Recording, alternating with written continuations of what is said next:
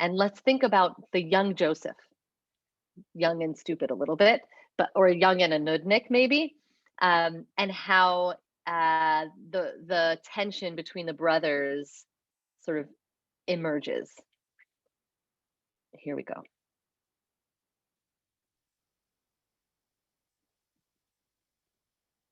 Joseph's coat annoyed his brothers. But what makes us mad are the things that Joseph tells us of, the dreams he's often had. I dreamed that in the fields one day the corn gave me a sign. Your 11 sheaves of corn all turned and bowed to mine. My sheaf was quite a sight to see, a golden sheaf and tall. Yours were green and second-rate, and really rather small. This is not the kind of thing we brothers like to hear. It seems to us that Joseph and his dreams should disappear. I dreamed I saw 11 stars, the sun, the moon, and sky. Bowing down before my star, it made me wonder why. Could it be that I was born for higher things than you? A post in someone's government, a ministry or two. The dreams of our dear brother are the decade's biggest yawn. His talk of stars and golden sheaves is just a load of corn. Not only is he tactless, but he's also rather dim. For there's 11 of us and there's only one of him. The dreams, of course, will not come true. That is, we think they won't come true. That is, we hope they won't come true. What if he's right all along?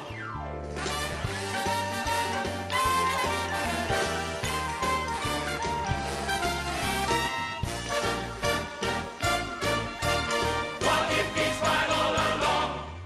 The dreams are more than crystal clear.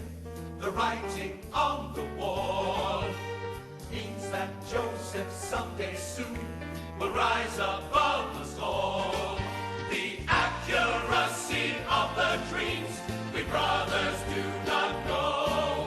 But one thing we are sure about, the dreamer, the dreamer, the dreamer, the dreamer, the dreamer, the dreamer, dreamer has to go. And there we have it. One thing I realized, if you haven't seen Joseph, you may not know, is the role of the narrator. So this happened to be a piece that didn't include a singing part for that narrator, the woman in the center, but for much of the musical, she's the one sort of taking us through the action and narrating the story. I'm sorry, one second. Something is playing that I apologize. I'm sorry for that. I didn't realize YouTube kept going. I don't know if you were able to hear that. Okay, I was hearing another video playing. So yes, so the narrator plays an important part. It's really the main part, aside from the Joseph character. Throughout the musical, she just happened to be dancing around in this piece and not actually narrating anything. But I wanted to look, I'm just going to screen share the lyrics now for a moment and think about the creative way that these brothers are depicted. Here, I can't do two things at once. Let me just share my screen.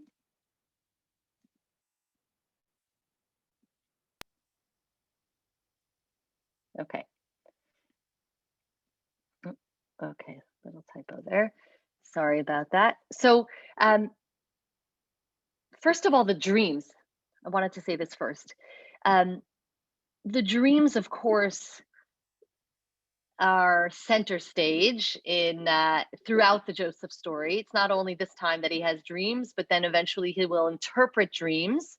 He will interpret dreams in prison when the baker and the butler are in prison with him. That will be his key to getting out. And then, of course, he'll interpret Pharaoh's dreams, which only would have happened, which only happened because he interpreted those other dreams. So first he interprets his own dreams, then he interprets dreams in prison, and then he interprets dreams for Pharaoh. So the dreamer that the brothers make this comment about at the very end here, the dreamer has to go. The dreamer is his whole attitude about his dreams. This dreamer, it comes directly from the Torah text where they say, "Hine Baal hachalomot." This dreamer is coming. Let's kill him. But look up here. This is what I wanted to point to, which I found really perceptive and almost using creative license in the musical. The top right here, the dreams of our dear brother are the decade's biggest yawn. Like, who cares about his dream? His talk of stars and golden sheaves, it's just a load of corn, meaning we don't believe a word of this, right? Stars bowing down to him and sheaves bowing down to him. These are the two dreams that Joseph tells them about. And then it sort of starts to turn. Not only is he tactless, but he's also rather dim.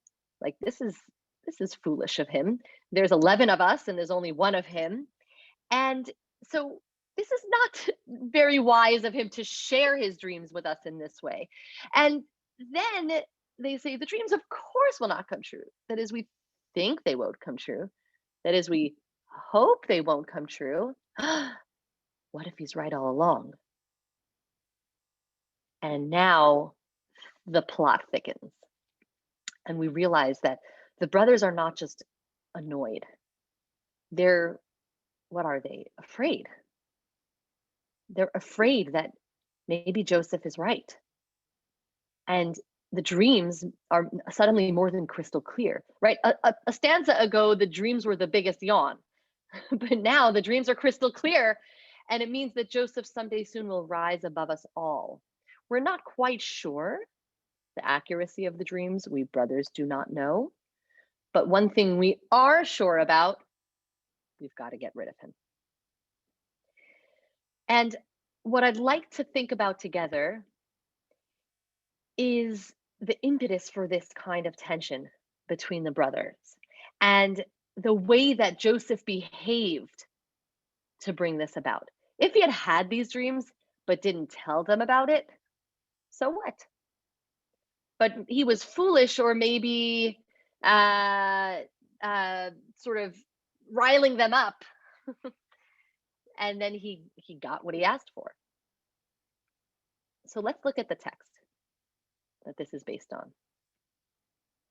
I call this Joseph the Dreamer because the musical really took this idea of dreams and ran with it. The dreamer, the dreamer, the dreamer. And even when we see Joseph is sort of down and out in prison, they say, "Hey, dreamer, don't be so upset." This is in the musical, right? Later on. And you're in your Dreamcoat are ahead of your time. You're ahead of your time, Joseph. You were maybe a little too ambitious, but your life will catch up with you. Will catch up with your ambition. So let's spend some time in the text and think about everything that I should have mentioned. Tim Rice and Andrew Lloyd Webber did with this text. So we begin now with the line of Jacob, the children of Jacob, and it starts by telling us about Joseph being the favorite. Until now in the Torah text, we've had two sons. One is the favored son and one is not. Now we have 12. One is the favored. Joseph is the favored. Really Benjamin as well, sort of as an extension of Joseph. Joseph and Benjamin are both favored because they came from Rachel, who was the favored wife. In the musical as well, it starts by saying, Joseph's mother, she was quite my favorite wife. I never really loved another all my life. If you can't tell, I was in the musical Joseph when I was a teenager in camp. I ended up playing piano for the cast I wasn't in the cast, but anyway, that's how I know everything by heart. And once it's in there, it's in there. Other things I forget. Who knows what I had for breakfast? But the words of that musical, they're ingrained. So at 17, Joseph is tending the flocks. And right away, Vayave Yosef et dibatam ra'a el avihem. Joseph brought bad reports about the brothers. Bad reports. This language, for those of you who were in my Bamidbar class, Numbers, last year, we talked about the sin of the spies. Vayotzeu et dibat haaretz, where they started speaking badly about the land of Israel. This is making up stories. This is making trouble by tattling or gossiping. That's what Joseph is doing to his father. And verse 3, V'Yisrael ahavet Yosef mikol banav. Clearly, Israel loves Joseph more than the other sons. Ki ben zikunim hulo. It doesn't say because, as the musical said, because he was the son of Rachel, but he was the child of his old age. So there was some special bond that Jacob has with Yosef. And maybe Jacob came from a house where a parent favors one child over the other, and that's just how he experiences. That's how he experienced parenthood, and that's how he pays it forward in his own family. There's really a bad pattern that he perpetuates here. So not only does he favor Joseph over the others, but he then makes it obvious, just like Esav had made it obvious. Yitzchak had made it obvious that he favored Esav, and Rivka had made it obvious that he favored Yaakov, right? She favored Yaakov. We're talking about the previous generation. So now he makes him this colored coat, ketonet pasim, as it's translated here, ornamented tunic. Or it could also mean pasim is stripes of many colors. And the brothers see what's going on. Vayiru echav ki oto ahav avihem. Mikol echav. Vayisneu oto. So they see the favoritism and they hate him. Who do they not hate? They don't hate the father. They hate him for being the object of the father's affection. Velo yachlu dabro leshalom. They just couldn't say a good word to him. The Midrash actually sees this as a little ounce of merit for the brothers, that they harbored this resentment in their hearts, and at least they didn't pretend, at least they weren't duplicitous. They didn't pretend to like him. They weren't echad bapeh ve'echad balev. They weren't doing one thing in their mouth and a different thing in their heart, the Midrash says. So trying to say that at least the brothers were honest. Vayachalom Yosef chalom, vayaged le'echav. So now here come the dreams. So before the dreams even begin, there's a backdrop of animosity between these brothers. And now the dreams, I mean, he's got to know this is a bad idea to tell the brothers. But it's that he had a dream, vayaged le'echav, and he told his brothers. And what was the result? Vayosifu od sino oto. They just hated him more. So we're looking at now verse 6. Here's now the narration. And by the way, Rabbi Sachs writes about this, that this story, which is going to take up 3 whole parshiot, this story of Joseph and his brothers is told in extensive detail. We get every conversation. And we don't have that with Abraham. We don't have that with Yitzchak. We don't have that with any of these earlier sibling stories. And Rabbi Sachs says it's because here we're finally going to get to the resolution. Finally, this is what it's all about. This is the end of the book of Genesis, is where we really should be putting our focus. It was a resolution of something that started back with Cain and Abel in the first sibling rivalry. So this story matters deeply. Vayomer alehem, he says to them, Shim'una hachalom asher chalamti. Listen to this dream. Verse 7. V'hinei anachnu me'almim alumim b'toch hasadeh. We are binding sheaves in the field, and suddenly, v'hinei, kama alumati v'gam nitzava. My sheaf stood up and remained standing, So I did something really unusual, my sheaf did. Um, "V'hinei tesubena alumotechem v'tishtachavena la'alumati." And your sheaves bowed to mine. By the way, in that movie, I just thought it was, I've actually never seen the original Broadway Joseph, but I like the way they had those dancers have the corn on one side and then they turned and they were the stars. They were the two dreams. Um, okay. Oh, I just saw your comment, Anita, about being Ruben's wife long after high school. Good for you. It was in a Chicago production. Yeah, good for you. So they were binding sheaves. Your sheaf bowed to my sheaf, and what do they say? They don't even wait for the interpretation. They just protest. Verse 8. Do you mean to say that you're going to rule over us? Hamaloch timloch aleinu. They use the word melech. You're going to be our ruler, our king.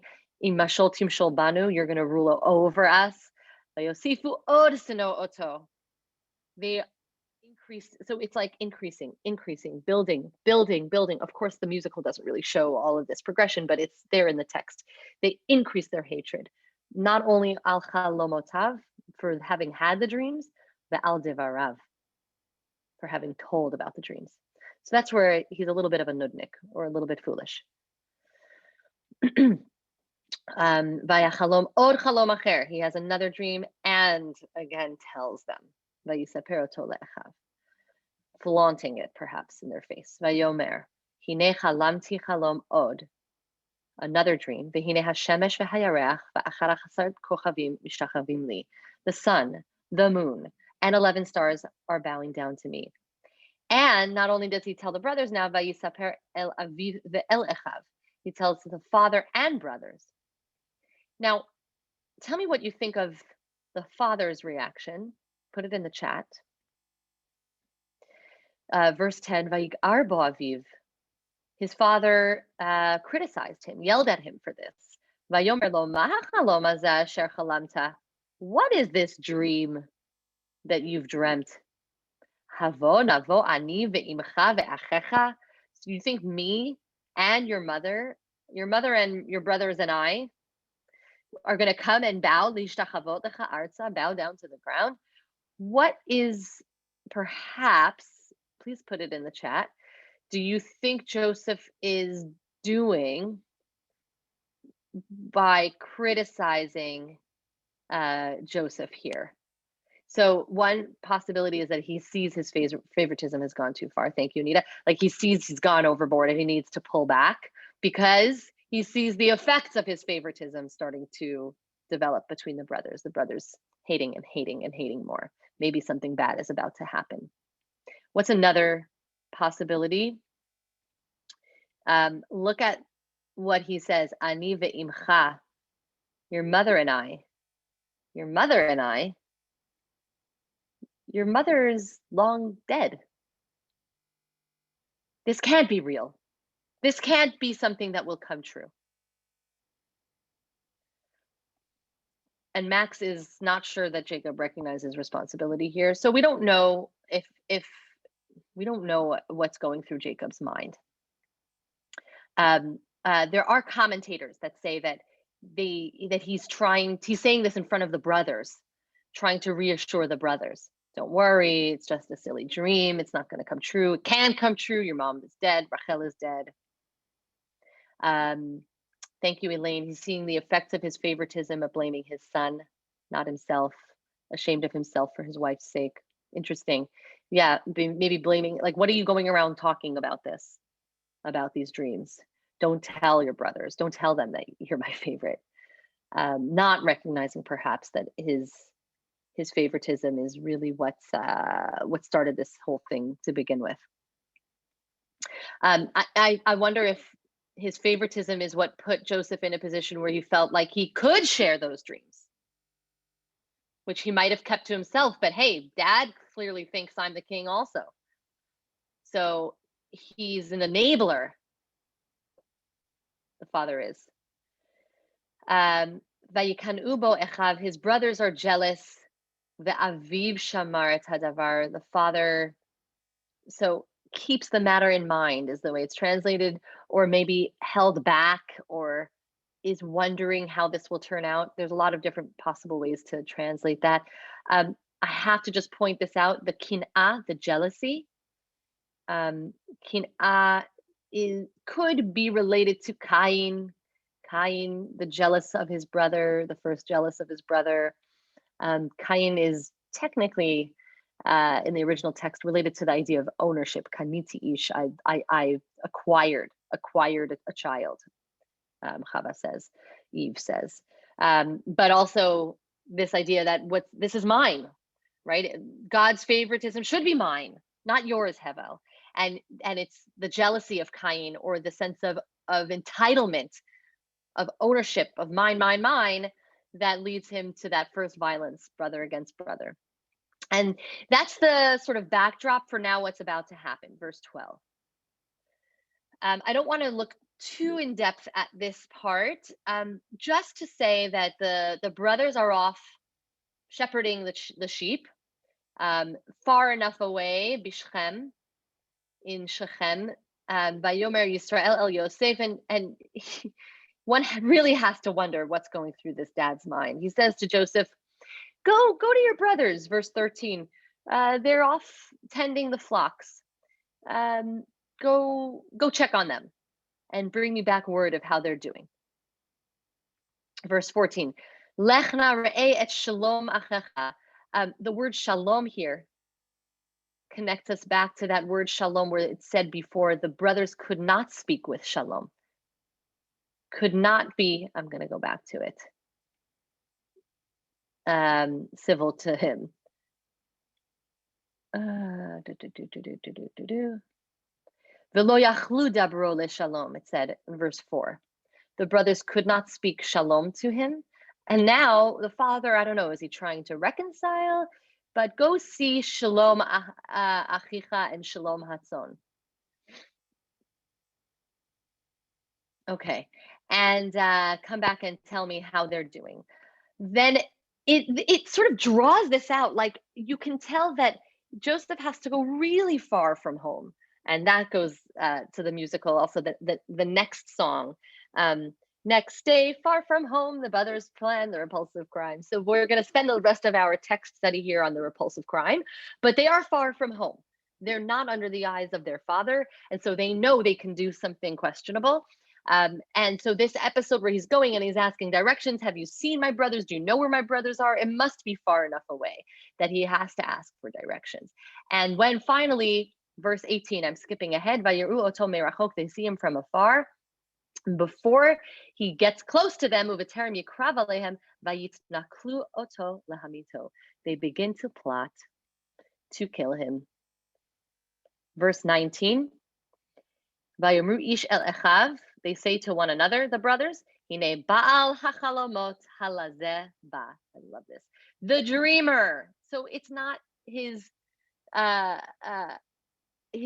other behaviors, but the way that he talked about those dreams. Here's that dreamer. Let's see what will happen of his dreams. Ata lechu v'nahargehu, verse 20. Let's kill him. V'nashlichehu be'echad haborot, and throw him in a pit. And we'll say a wild animal ate him. Then we'll see what becomes of his dreams. So the writers of the musical really were perceptive enough to understand that the dreamer is it figures very, very prominently in the story. So what happens now, if you know the Joseph story, you know that the brothers sell Joseph. It's basically the way that it looks in the musical. But if you read this text, you understand that it's a lot more complicated. Who sold Joseph? When did they sell Joseph? Who was responsible for the selling?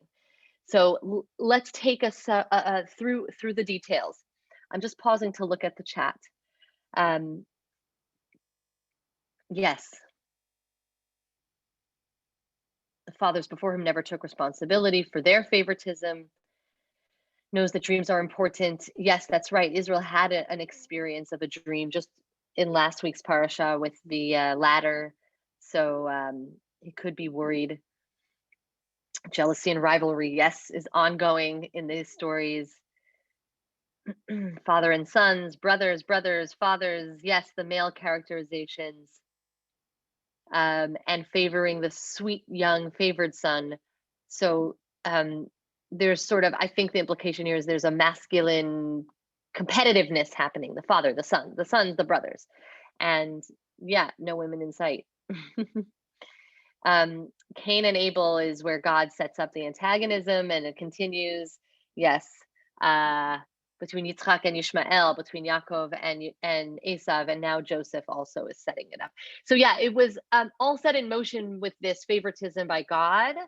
But you could say that Cain's response to that favoritism is then what kind of set all of this into motion. Maybe it was God, maybe it was Cain, but here the brothers are going to need to overcome that to become Bnei Israel. That's really what's going to happen by the end. That's what we'll look at next week, is where the sons of Jacob become Bnei Israel, become one unified nation. So, okay, verse 21. They say, let's kill him. That was plan A. Let's kill him and throw him in a pit. Verse 21, Vayishma Reuven, the elder, the Bechor, he feels some sense of responsibility here and tries to save him. So he says, Vayatzi lehu miyadam, he wants to save him and says, Lo nakenu nefesh, let's not kill him, or let's not kill him directly. Let's skip the, kill him and throw him in a pit. Let's just go straight to instead of killing him and throwing him in a pit, let's passively kill him just by throwing him in a pit. That's essentially what Reuven is about to say. Verse 22. Vayomer alehem Reuven, al tishbechu dam, don't directly spill blood. Hashlichu oto el habor hazeh, throw him in this pit, asher bamidbar, which by the way is in the middle of the wilderness. V'yad al tishlechu bo, let's not strike our hands against him, but we know what happens to people in pits in the wilderness. They're not going to survive. But Reuven is saying this. We get now the inner monologue, lema'an hatziloto, in order to then save him, miadam, lahashivo el aviv. Reuven plans to go back and bring Joseph back to his father. We know that Reuven says, throw him in a pit, thinking, I'm going to go take him out of the pit and save him later. I mean, the first time I read this, by the way, after 12 years of Jewish day school, I read this in my year in Israel, and I couldn't believe no one had taught me this, because it's right there in the text. Verse 23, Vayehi ka'asher ba Yosef el achav, now Joseph arrives. They strip him of his coat that they resent so much. Vayafshitu et Yosef et kutanto, et ketonet hapasim asher alav, his multicolored coat, his Technicolor coat, if you will, which represents the favoritism of dad. And they take him, vayikachuhu, vayashlichu oto haboras, they throw him in the pit. So they've taken Reuven's suggestion, and the pit is empty. Vahaborek ein bo mayim, it doesn't have water, but the Midrash says it has lots of other creepy crawly things, not a pleasant place. And in the video version, actually, they show Joseph with a little snake next to him in the pit. So I always love when they pay attention even to commentary and to Midrash in creating these kinds of movies. And it happens a little bit in the Ten Commandments. Verse 25. So here's now the most callous thing, perhaps, of all.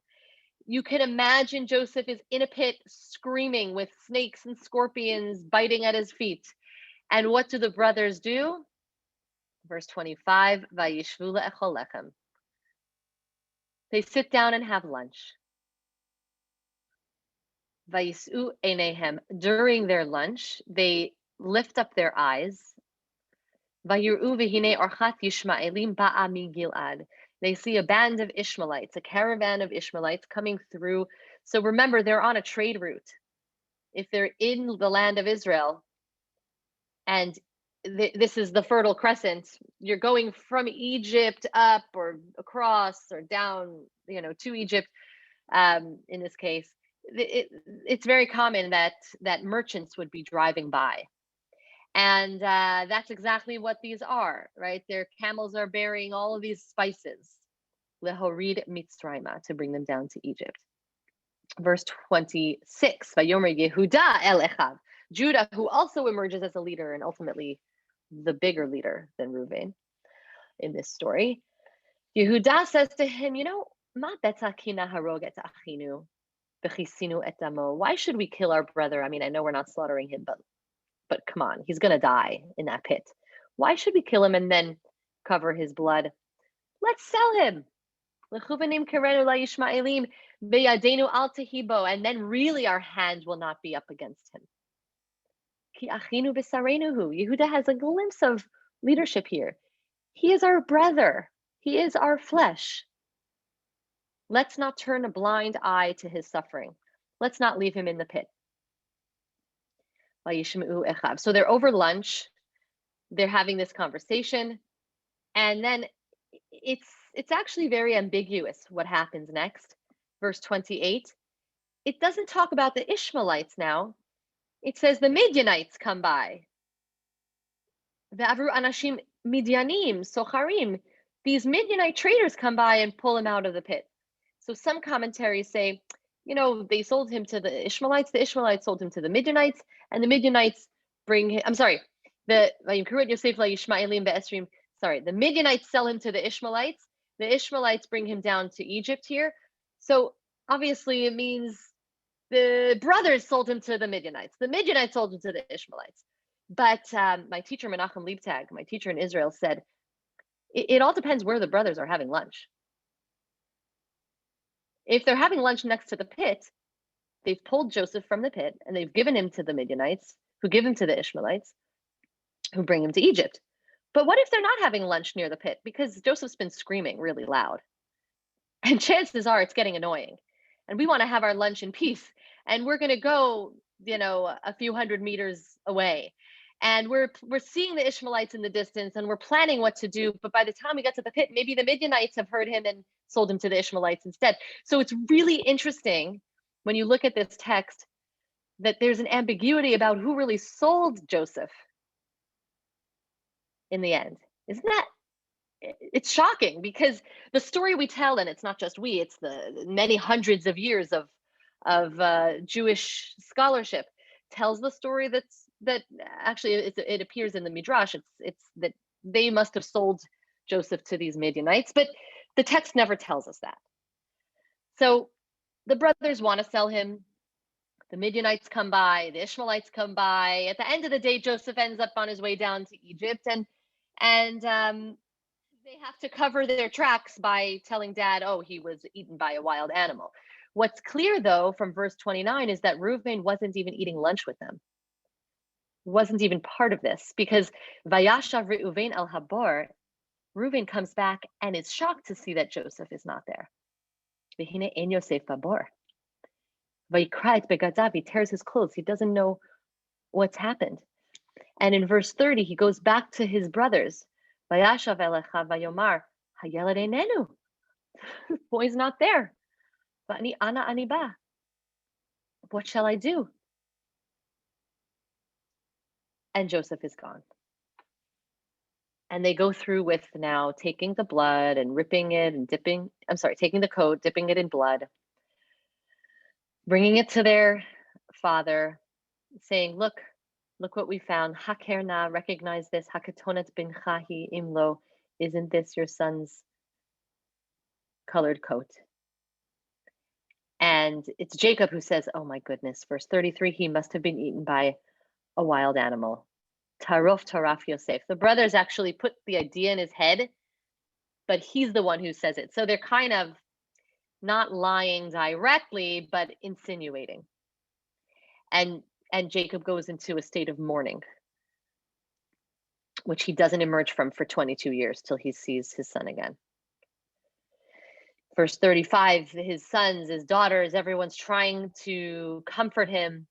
And he says, I will never be comforted. I will go to the grave still mourning my son. Thus his father bewailed him. Vayefko to aviv. It's tragic. I see so many wonderful comments in the chat. And you know what? It's a good time to open up the room and encourage you to to share whatever is on your mind. After this, I want to play not only that song that we just heard, but also um, part 2 of the dreams, which is when he interprets dreams of others. So, David, I saw your hand. Go ahead. Yes. I know that we say that everything in the Torah has significance, but Joseph asking for directions from the man on his way to his brothers seems to add nothing to the story. So are there any commentaries on that? It's a great question. I actually didn't look back at those commentaries. My theory is that it's, I mentioned before, it sort of elaborates how far away from home he is, how this is a safe place for a crime. But I seem to remember, let me look that up for next time. I don't know if anyone in the room remembers any specific commentary about the man. I think there is commentary as to whether that man was a human or whether it was like an Ish, like the way Jacob struggled with the angel. That sounds familiar. Yeah. Right. Thank you. Really that there was some significance. There certainly is, David, some significance to this man that he encounters. Anything else, David? No, that's it. Okay. Gloria. I'm stuck right at the beginning when they say that, and they hated him. I keep thinking that him is really Jacob, because he really is the perpetrator of that whole dynamic between the brothers. And I think it's what we say in psychiatric speak, it's projection, that the brothers didn't really hate Joseph. They hated the father for showing favoritism to one son. And I think that that's the origin of this whole dynamic. And so I really think that, if we look at Jacob as, kavedet avicha ve'et imecha, you had to respect your father. So you couldn't hate him, but you can hate the person that the object of that. Yeah, the favoritism. I wonder what that means about Joseph, whether he's a victim in this story. How much? Well, yeah, in fact, he is, because he's a child. He's still basically a child. So it opens when he's 17.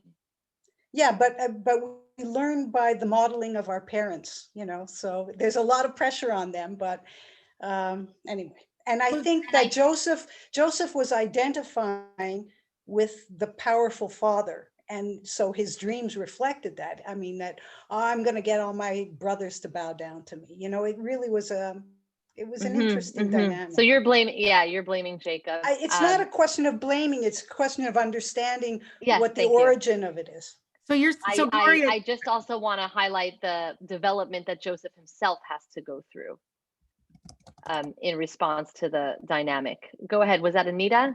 Well, I just had a question, Gloria. That's a really interesting point. So it's as if the brothers are getting back at their father by doing what they do, when the hatred is really towards their father and not towards their brother. But they know the brother is the favorite, so they're just going to get back at dad. And they can't get back at dad directly because that culture wouldn't. And it also plays into the pattern of Jacob being deceived. That also plays into. That plays into the pattern of Jacob being deceived, having been deceived with his wives and having been the deceiver with his own father. And I love the comment in the chat about the role that clothing plays in the deception. I like that. The role that, Jacob had dressed up with the coat or with the skins to be Esav, and now it's goat skin or goat blood. Yes, Esther, go ahead. Yes, I'd like to go back to the beginning to two things. When they talk about Joseph being the son of his old age, in a way, it's sort of like a gift, like a grandson. He was old. He already had a family. Now he has this son who he favors because he's old, and it's a different kind of love in a way. It's like a love with less responsibility, and this boy's doing everything nice and all this stuff, so he's favoring him, and that could be right there for jealousy of the other children. On the other hand, I see that Joseph could be wanting to tell all his dreams because he's a little jealous of the other boys too. He hasn't got a mother and they do. And that's where some Oh. feeling of having the women involved in the whole story comes in my mind, that maybe he's doing this for whatever other reasons we've discussed. It could be that he wants to protect the memory of his mother by being special, and they all have a mother, which he doesn't, even though I I love know that that. insight, Esther. I hadn't ever considered that his upbringing is also the one of that have-nots, right? We're so focused on the brothers being deprived of their father's love, but really he's deprived of a mother's love. And Bilha, by the way, is sort of the stand-in for I Rachel. know She's the that. handmaiden, but Yes, I know. he's not It's her not the same son. thing. Yeah. And Oh, it's true, the Ben Zikunim could, being the child of old age could tie into a sort of a different phase in his life. He doesn't want to be bothered with worrying about favoritism or good parenting, right? He just wants to be the just want to grandparent. enjoy him. That's right. And to have a Yeah. nanny, a very good nanny, is not the same as a mother. Yeah. Yeah. Wow. Just thought of it. Other reactions, feel free to unmute yourself if you want to say something. I know I'm getting ahead of the Parsha, but the idea of Jacob going into mourning for all these years, it's almost like he's become a numb person.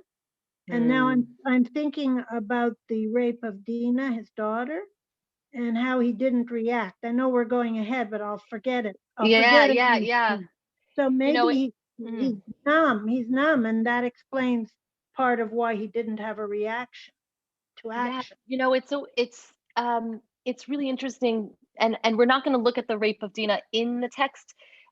Next week we're going to jump to the end of the story, but it's a very important sort of interlude where I think you're right. Jacob becomes passive, and in the midst of that, we also have a story with Yehuda, with Judah and Tamar, and where perhaps Jacob is sort of receding into the background, and it's up to the brothers to be the leaders. So Shimon and Levi try one kind of leadership, which is a violent leadership, killing, the entire town because of the rape of their sister.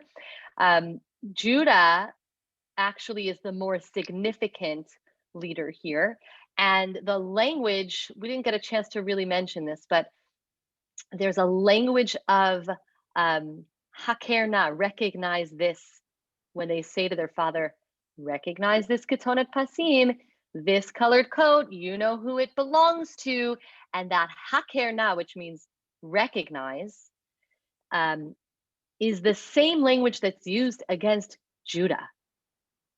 Judah leaves his staff and his cloak behind, right, when he sleeps with Tamar.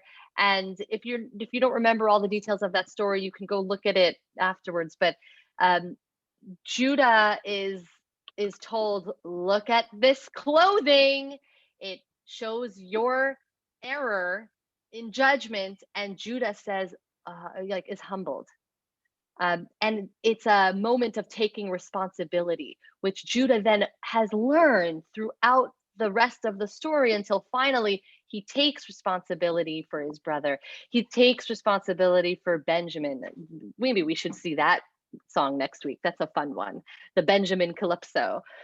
And that taking responsibility for another, which is the opposite of the hakerna of the colored coat, where they didn't take responsibility for their brother. Taking responsibility for one's actions is ultimately what leads to the reconciliation of the brothers. So now that's a little foreshadowing, and thank you for, those interludes are really important, even though they don't play directly into the narrative of the brothers. I know we have to stop because I want to have time for a little more music. So what I'm going to do, and you can feel free to keep putting your observations in the chat. I think there's still, thank you for the comments in the chat. I'm going to play two things now. So one is what we heard before, Joseph's Dream, so we can hear it again. And then I'm going to skip down to Go, Go, Go, Joseph, because it's the number that I think it ends Act 1. Does it end at 1? Yeah. And it's sort of a showstopper number, but it's the way that they talk about the dreams and the dreams being used to sort of shift the plot is really evident in that piece. So that's the theme of the day, is Joseph's dreams, Joseph's ambitions, and where they get him. And just give me a moment, I will share the music. So again, I'm going to play a short song, the Joseph's Dream song, and then the Go Go Go Joseph is a good long 5 minutes. So we're going to have 2 songs now. Here we go.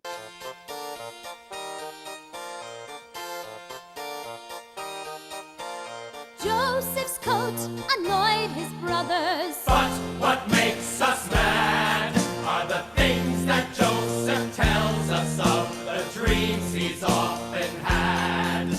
I dreamed that in the fields one day the corn gave me a sign. Your 11 sheaves of corn all turned and bowed to mine. My sheep was quite a sight to see, a golden sheaf and tall. Yours were green and second-rate, and really rather small. This is not the kind of thing we brothers like to hear. It seems to us that Joseph and his dream should disappear. I dreamed I saw 11 stars, the sun, the moon, and sky. Bowing down before my star, it made me wonder why. Could it be that I was born for higher things than you? A post in someone's government, a ministry or two. The dreams of our dear brother are the decade's biggest joy. His talk of stars and golden sheets is just a load of corn. Not only is he tactless, but he's also rather dear. For there's 11 of us and there's only one of him. The dreams, of course, will not come true. That is, we think they won't come true. That is, we hope they won't come true. What if he's right all along?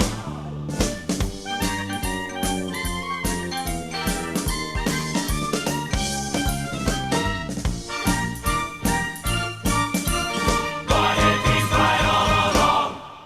Our dreams are more than crystal clear. The writing on the wall means that Joseph's Sunday soon will rise above us all.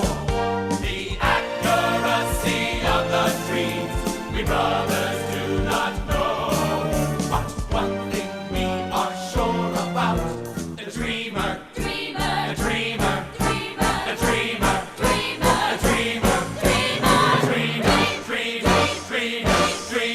dreamer has to go.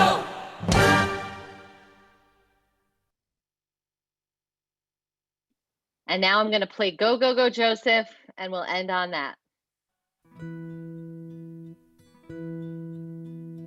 Joseph's luck was really out, his spirit and his fortune low. Alone he sat, alone he thought of happy times he used to know. Hey, dreamer, don't be so upset. Hey, Joseph, you're not beaten yet. Go, go, go, Joseph, you know what they say. Hang on now, Joseph, you'll make it someday. Don't give up, Joseph, fight till you drop.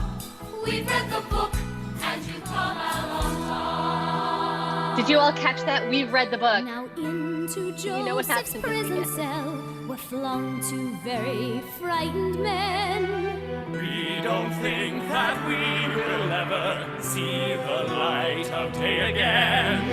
Hey, Joseph, help us if you can. We've had dreams that we don't understand. Both in the servants of Pharaoh the king, both in the doghouse for doing their thing. One was a baker, a cook in his prime. One was a butler, the Jeeves of his time. Tell me of your dreams, my friends, and I will tell you what they show. Though I cannot guarantee to get it right, I'll have a go. First the butler, trembling, took the floor.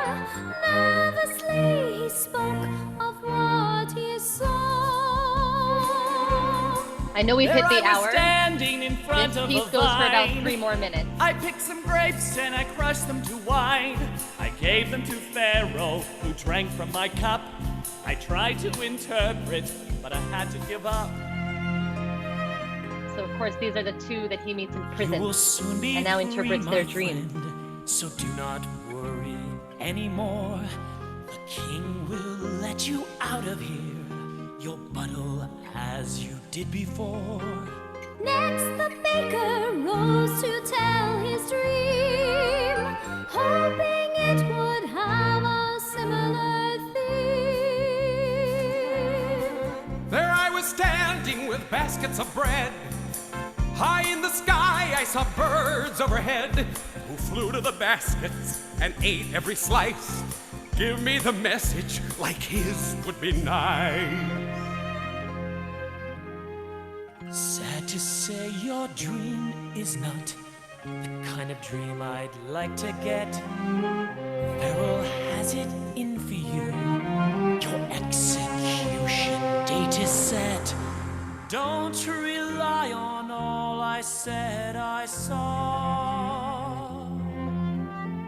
It's just that I have not been wrong before. And there's a little bit of that ego.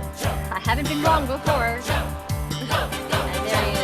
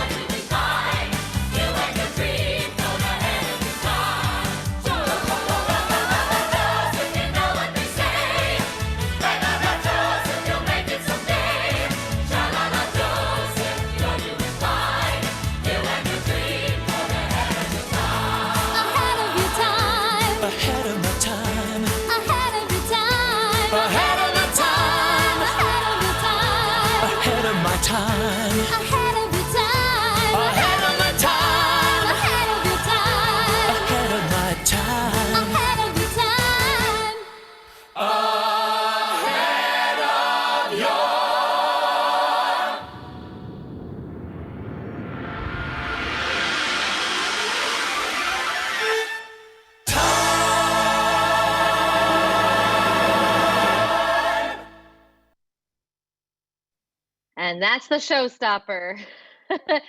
Thanks for joining today. A couple of people are asking about getting the recording or making sure they're signed up. I've just put into the chat the link that goes directly to this event on the Shar Hashemayim website. So you can make sure that you register.